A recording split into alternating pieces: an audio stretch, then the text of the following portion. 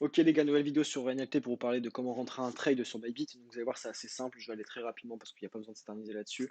Maintenant, on va sur dérivé, contrat perpétuel en USDT. Donc vous allez forcément recharger votre compte perpétuel, ce qui correspond à un compte futur sur Binance. Donc vous allez transférer la liquidité de votre portefeuille spot à ce compte perpétuel.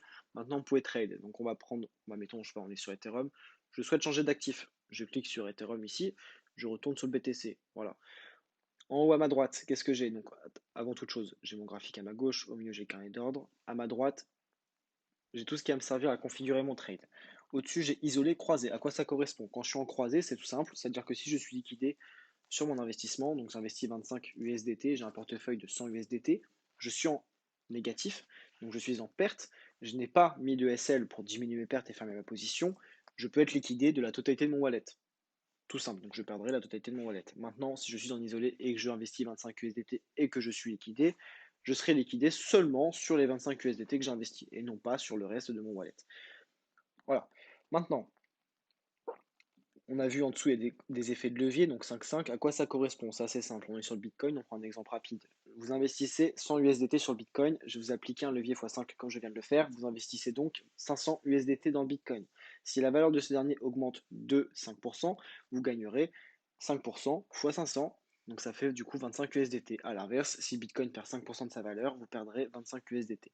Donc c'est pour ça que l'effet de levier est important. Il sert aussi à calculer votre marge, etc. C'est à vous de calculer votre risque, votre R. Si vous ne savez pas comment le faire, vous pouvez nous poser la question sur NFT, on sera là pour vous aider. Vous avez une calculette juste ici, à côté de short, sur votre droite, qui servira à vous aider pour poser justement, pour vous aider justement à calculer vos gains, vos pertes avec votre investissement. Vous allez voir que quand on clique sur ouverture ici, à l'ordre limite, l'ordre de marché, l'ordre conditionnel, à quoi ça correspond? L'ordre limite, lorsque vous ouvrez un ordre à court limité, vous êtes un teneur de marché qui va vous apporter des liquidités au carnet d'ordre. Votre ordre restera dans le carnet d'ordre jusqu'à ce que le prix atteigne le niveau de votre ordre à court limité. Dans ce cas, vous avez la possibilité de ne pas payer de frais de transaction. Un ordre de marché, ça correspond à quoi? Lorsque vous ouvrez un ordre au marché, vous êtes un preneur de marché car vous prenez le meilleur prix disponible dans le carnet d'ordre et l'ordre s'exécute immédiatement. En tant que market taker, vous payez des frais de transaction contrairement à l'ordre limité où vous n'en payez pas. L'ordre conditionnel, c'est ce qui nous intéresse le plus parce que c'est ce qui va nous permettre de placer un ordre, un peu comme le stock market, sur Binance. Maintenant, sur NLT, la plupart de nos trades seront proposés en ordre à placer et non pas en marché. Ce sera relativement très rare. Et vous pouvez voir que du coup, si admettons je décide de placer, c'est un ordre d'achat qui est à placer, donc vérifiez bien parce que sur Binance, admettons l'ordre limite, on peut placer un ordre et ce sera limité au meilleur prix. Sur Bybit, quand vous placez un ordre limite, ce sera directement, votre trade s'ouvrira automatiquement, comme si vous étiez en marché. Donc nous, on va chercher à placer des ordres. Donc vérifiez bien le prix de l'actif, le prix du trade, pour ne pas vous faire avoir et ouvrir une position trop tôt. Maintenant, si admettons vous avez un short à prendre sur BTC, je ne sais pas, admettons ici à 44 500, donc conditionnel, prix de déclenchement. Euh, J'avais dit quoi?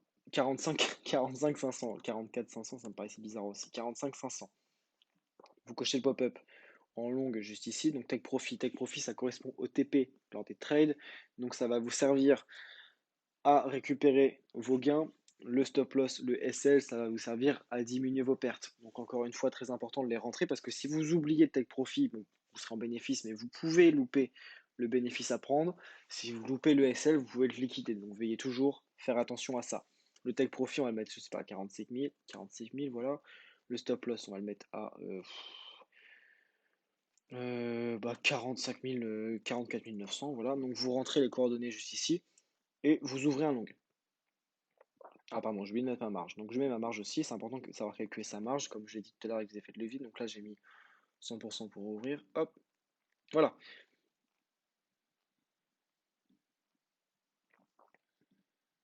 Le TP ne s'est pas affiché. Ok, ben j'ai dû pas rentrer le TP, c'est pas grave. Bref, vous pouvez voir que justement ici, du coup, attendez, parce que je suis en tac tac tac tac tac tac tac en 30 minutes. Là, du coup, c'est pour ça que c'est pas que je suis con. Je vous raconte de la merde. Non, parce que l'ordre s'est pas enclenché, c'est pour ça. Il s'est pas enclenché, donc je vais vous montrer après à quoi ça correspond. Là, je peux annuler mon ordre si je clique ici.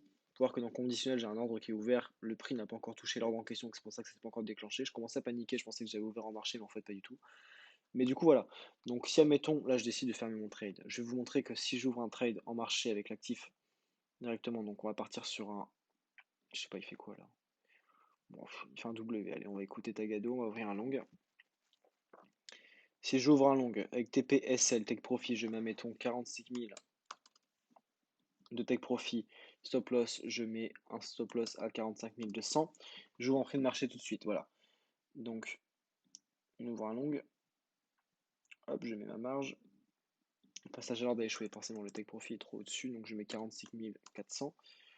On ouvre un long, paf, confirmé, tac. Donc vous voyez que ici, du coup, la barre du milieu correspond à notre prix d'entrée, la barre d'en dessous correspond à notre stop loss, et la barre du dessus correspond à notre take profit. Donc c'est un exemple bête, hein, les gars. Franchement, n'en prenez pas compte, c'est juste un exemple. C'est pour vous montrer brièvement à quoi ça ressemble. Quand vous allez ici dans position, vous verrez que votre position est active. Là, actuellement, je suis en perte de 0,24%, ce qui correspond à 0, ça correspondait du coup à 2 centimes de dollars. Si je souhaite fermer mon ordre, je peux supprimer du coup mon TP juste ici en cochant sur la flèche, ça correspond à rien. Le SL, je peux supprimer aussi, encore une fois, ça correspond à rien parce que toujours ayez un TP et un SL lors d'un trade, c'est très important.